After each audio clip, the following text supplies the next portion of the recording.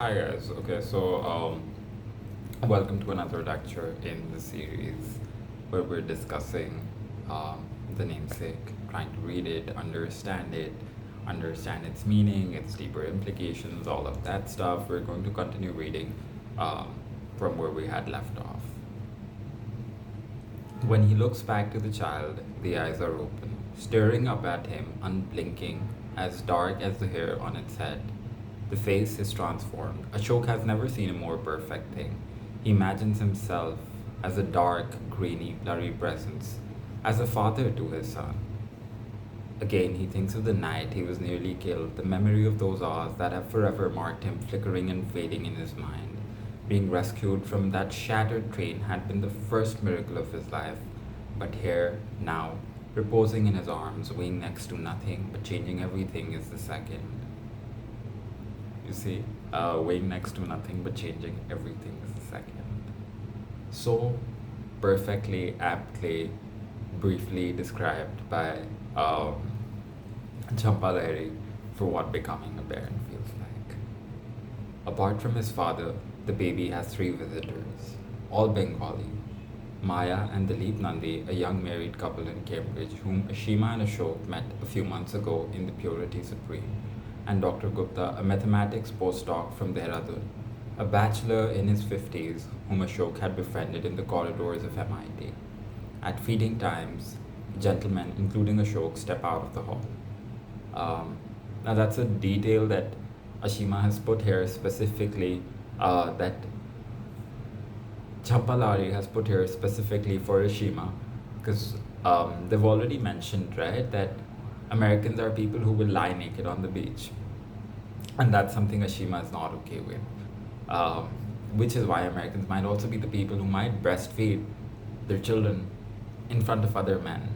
But here, for Ashima to be able to breastfeed, she needs the men out of the room. Um, Maya and Dilip give the boy a rattle and the baby book, with places for his parents to commemorate every possible aspect of his infancy. There's even a circle in which to paste a few strands uh, from his haircut. Dr. Gupta gives the boy a handsome illustrated copy of Mother Goose Rhymes. Lucky boy, Ashok remarks, turning the beautifully sewn pages. Only hours old and already the owner of books. What a difference, he thinks, from the childhood he has known. Because for him, books came later on, when he acquainted himself with his grandfather. Here he can see his child already being gifted books. Achima thinks the same, though for different reasons. For as grateful as she feels for the company of the Nandis and Dr. Gupta, these acquaintances are only substitutes for the people who really ought to be surrounding them. Without a single grandparent or parent or uncle or aunt at her side, the baby's birth, like most everything else in America, feels somehow haphazard, only half true. Because half true here is like a pun, right? When you talk about the fact that Ashima said Americans want privacy, but then they'd lie naked on the beach, that's half true for her. Like, what kind of privacy do you need? Because even to be able to feed her child, she needs the men out of the room. Um, so she's comparing that. You see how Ashima's POV on the American life is coming across more clearly here. But at no point has she said that she wants to go back, which is interesting to note. She has never known of a person entering the world so alone, so deprived. Because for Ashima, what's real company? It's her uncles and aunts and India and the buzzing noise of India. Because neither set of grandparents has a working telephone, their only link to home is by telegram, which Ashok has sent to both sides in Calcutta. Now note the telegram that he sent, because obviously there's a word limit and everything. So that's why what he wrote is, with your blessings, boy and mother is fine. As for a name, they have decided to let Ashima's grandmother, who's past 80 now, who has named each of her other 6 great-grandchildren in the world, do the honors. When her grandmother learned of Ashima's pregnancy, she was particularly thrilled at the prospect of naming the family's first Sahib. the family's first baby boy.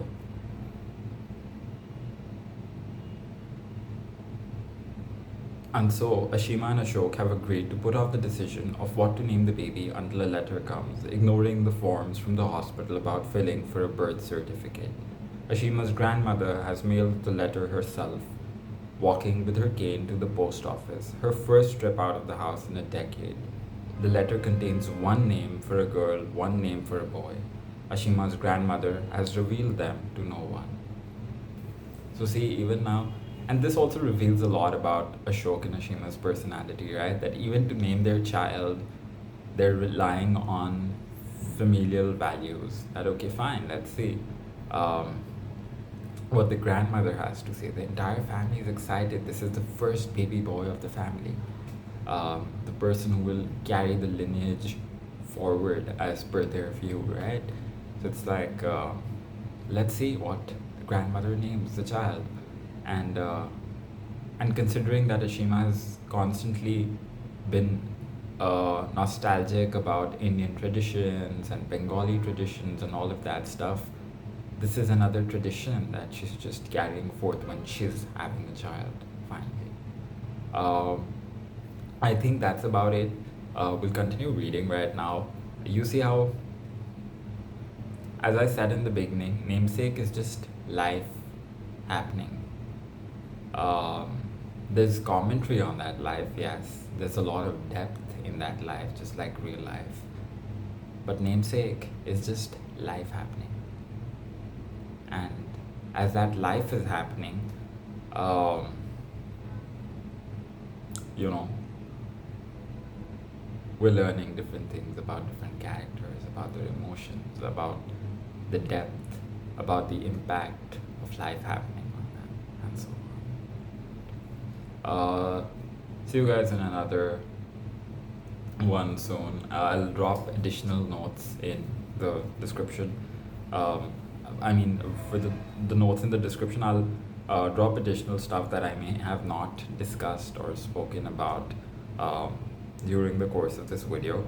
And then we will continue reading in the next video. For now, chapter 2 is long, but chapter 2 is really filled with certain details that I feel define the characters and the story for us in the long run. Because now it's not just Ashima, it's the man who Ashima decided to share the surname of. It's the little creature that they have procreated. It's the people that they have acquainted themselves with.